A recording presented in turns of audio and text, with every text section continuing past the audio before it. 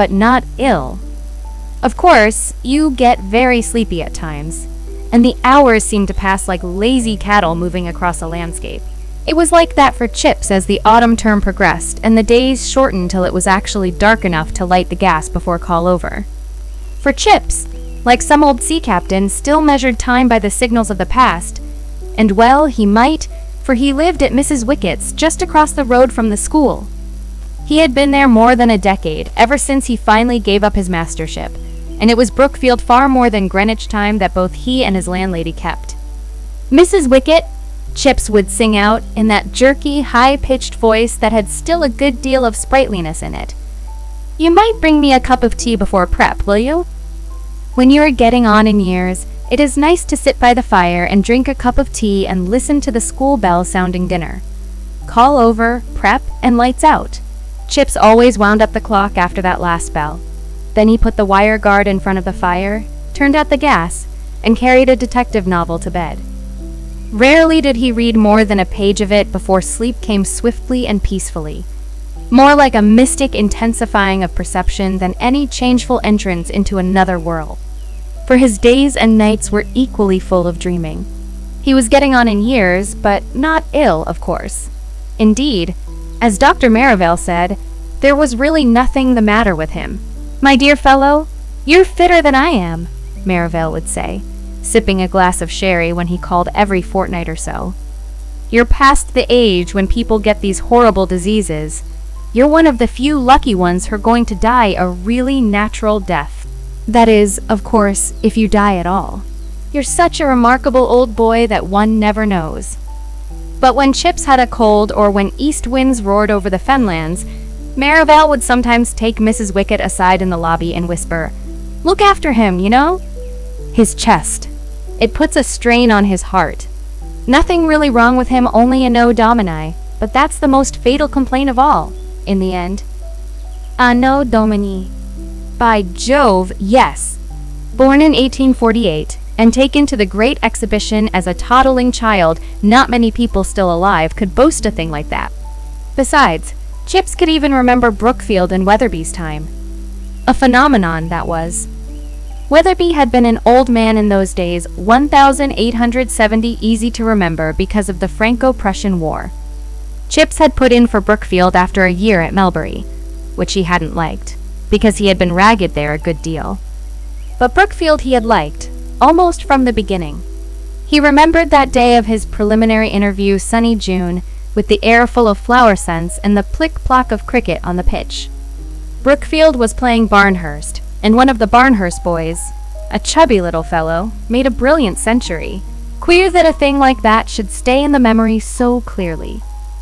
Weatherby himself was very fatherly and courteous. He must have been ill then, poor chap, for he died during the summer vacation before Chips began his first term.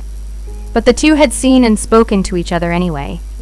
Chips often thought, as he sat by the fire at Mrs. Wickett's, "I am probably the only man in the world who has a vivid recollection of old Weatherby." Vivid. Yes, it was a frequent picture in his mind, that summer day with the sunlight filtering through the dust in Weatherby's study. "You are a young man, Mr. Chipping, and Brookfield is an old foundation. Youth and age often combine well. Give your enthusiasm to Brookfield, and Brookfield will give you something in return."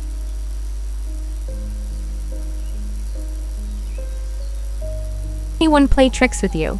I gather that discipline was not always your strong point at Melbury? "Well, no, perhaps not, sir." "Never mind, you're full young. It's largely a matter of experience. You have another chance here.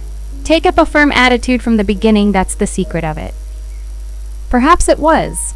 He remembered that first tremendous ordeal of taking prep, a September sunset, more than half a century ago. Big hall full of lusty barbarians ready to pounce on him as their legitimate prey. His youth, fresh-complexioned, high-collared, and side-whiskered, odd fashions people followed in those days, at the mercy of 500 unprincipled ruffians to whom the baiting of new masters was a fine art, an exciting sport, and something of a tradition. Decent little beggars individually, but as a mob, just pitiless and implacable. The sudden hush as he took his place at the desk on the dais, the scowl he assumed to cover his inward nervousness, the tall clock ticking behind him, and the smells of ink and varnish, the last blood-red rays slanting in slabs through the stained glass windows. Someone dropped a desk lid. Quickly, he must take everyone by surprise. He must show that there was no nonsense about him. "You there in the 5th row, you with the red hair, what's your name?" "Collie, sir." "Very well, Collie, you have 100 lines." No trouble at all after that. He had won his first round. And years later, when Collie was an alderman of the City of London and a baronet and various other things, he sent his son, also red-haired, to Brookfield, and Chips would say, "Collie, your father was the first boy I ever punished when I came here 25 years ago. He deserved it then, and you deserve it now." How they all laughed, and how Sir Richard laughed when his son wrote home the story in next Sunday's letter. And again, years after that, many years after that, there was an even better joke. For another collie had just arrived, son of the collie who was a son of the first collie. And Chips would say, punctuating his remarks with that little that had by then become a habit with him, "Collie, you are a splendid example of inherited traditions. I remember your grandfather, he could never grasp the ablative absolute. A stupid fellow, your grandfather. And your father, too, I remember him, he used to sit at that far desk by the wall, he wasn't much better either. But I do believe, my dear Collie, that you are the biggest fool of the lot." Roars of laughter. When you were getting on in years, but not ill, of course,